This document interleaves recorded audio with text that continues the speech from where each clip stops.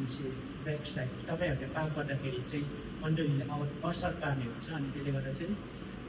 मैले भनेको चाहिँ मैले पाप गरेको थिएँ मेरो पापले चाहिँ मेरो मण्डलीले असर पार्छ अनि यो देशलाई असर पार्छ अनि हरेक व्यक्तिहरूले चाहिँ पीडितलाई चाहिँ असर पर्छ त्यसले गर्दा चाहिँ पापलाई चाहिँ कम्ती गर्नु नै असल हो। अब म यहाँबाट सिद्ध भएर बोलेको पनि होइन तर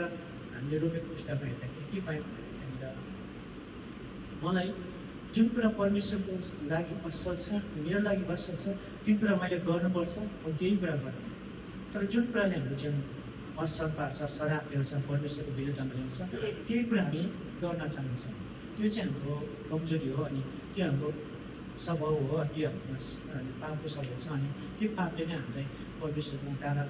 छ अनि त्यसले गर्दा चाहिँ हामीले चाहिँ परमेश्वरमा आदरणीय जीवन होइन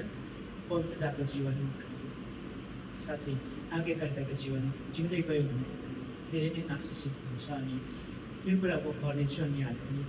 गर्दै जानुहोस् तपाईँबाट आशिष मबाट आशिष